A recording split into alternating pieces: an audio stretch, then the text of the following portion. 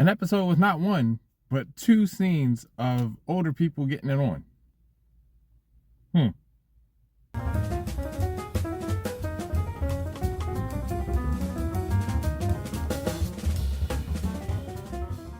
House of Ashur, episode 4, entitled Blood and Bone. And I don't know what you want from me. I like the show. So here's another instance of me talking about how I like the show. Ashur is still trying to maneuver himself into these games because he wants Achillea to face the Ferox brothers, because the Ferox brothers killed his champion and really embarrassed him. He goes to the marketplace and he sees his rival, and his rival's doing some kind of like speculatory, gladiator match. And Ashur kind of tries to make a public spectacle himself. If those guys were facing my guys would kick your guys' ass. And everybody's like, Ashur's a clown, and they start throwing food at him and all this other kind of stuff. So he goes back to the Ludus, and he's like really tweaking out on all the other gladiators because he's raising losers. And I really, I find it really funny week to week that they just keep driving this point home that Ashur, even as a dominus, even as not a slave, even as not the cripple, even as he has risen way above how you knew him in the original show, Ashur's still a loser. On the other hand, Chorus is still trying to maneuver Opater to get Ashur into these games, but he's also kind of like starting to catch feels for him. So we'll see if Chorus's allegiance starts to shift since he's starting to catch feelings. Particularly since, spoiler alert, by the end of the episode, Ashur finds another way into the games. So Opater isn't really needed anymore. And you can tell Chorus is a little disappointed because Ashur's under the impression that he's been making him do this just for the sake of the plan. And Chorus is like, oh no, I can't see that guy that we're supposed to hate. Oh. Yay. Moving on to Achillea, the Doctore, the stand-in Doctore, has her facing 3 of the other gladiators because she's going to be facing the Ferox brothers, who are 3 guys as well. So she's in there getting tuned up. She's making progress, but she's getting tuned up. But it's reasonable because it's 3-on-1, and she's like, how is a person supposed to battle 3 people? Like, this is crazy. Calatus, he's instructing her in a moment of privacy, and it's like, hey, listen, if you take my son down, because his son is one of the 3, he's leading the charge. If you take my son down, the other 2 are going to swiftly follow because he's kind of, running the whole thing. So she takes that advice and she finds victory in the training, and that creates some friction between Tarkon and Calatus, because Tarkon is like, yo, you're my dad, what's up? Like, now you're on her side, what's going on here? And Calatus is like, hey, listen, I'm on the side of the House of Ashur succeeding. And she's currently the champion that has been named by Ashur.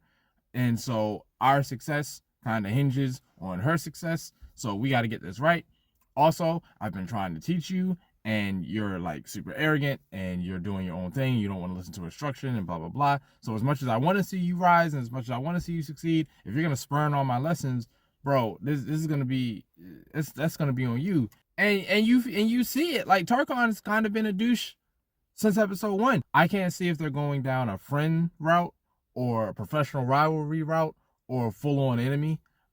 There's shades of like all of that. So at this present time, it can go either way. Ashur's great as usual.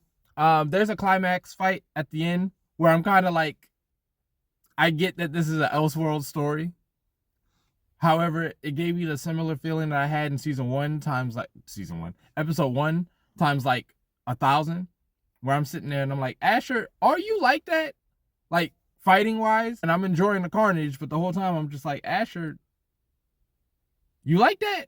All right, cool. If the show says he's like that, I guess he's like that.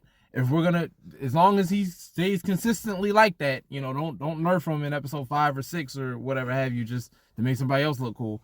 All right, I can roll with this if this is what we're doing, which is what I alluded to earlier in the video about how he found another way in. So he finally has what he wants, and he gathers his gladiators. He's like, hey, we're going to be in the upcoming games, and we're going to have our match, and I'm going to talk to him about which of you is going to be in it. So that's rich for some attention, depending on who gets chosen. More importantly, who doesn't get chosen. Tarkon is down there like, hey, man, you going to throw me in? And everybody's like, well, we know Achillea is going, because that's the whole premise. It's been the premise this whole time. Ashur's like, Achillea will face the Ferox brothers, that's for sure, and I'm gonna get back to you in regards to the rest of you. So I'm like, so I want to know who's gonna be included, who's going to be excluded. My only thing, and I said this last week, I still don't really know who the other gladiators are. You know what I mean? Like, they're just kind of there. So this is supposed to be a celebratory moment, and it is through the lens of Ashur. I just wish I felt it more through the eyes of the other gladiators. I wish I was feeling how much they are trying to get that, how badly they want it. I feel that with Tarkon. I feel that with his father, and maybe those are the only ones we're meant to feel it with. I mean, that's very possible. Not every character can be the main character. They can't all be relevant.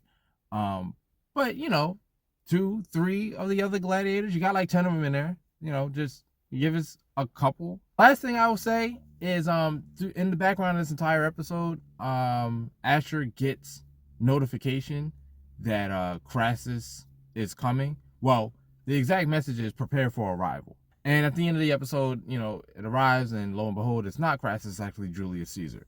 And we have enough context to know that Julius Caesar and Ashur did not like each other. So this is potentially a mild setback or a significant setback. And again, it's one of those things, it's like, did the show think that was the shock? I'm hoping not. It's a little hard to deny because they do it in very dramatic fashion. We have had no additional underworld scenes. I know I think I mentioned in the first video I did that I think it'd be cool if we got a couple of those just for cameos of other characters. As I'm watching the show, it's not necessary. Like, I'm cool. I would still like, it'd be a nice Easter egg just to a dopamine hit. But we don't need them, and I'd be cool if we didn't get them. I'm enjoying this story. I can't wait. I really can't wait for next episode, because I feel like next episode a bunch of revelations are gonna come out. I'll give this episode Mark of the Brotherhood. I liked it. I really liked it. It was a cool way to spend an hour. I liked it more than episode 3. So we'll see what's going on.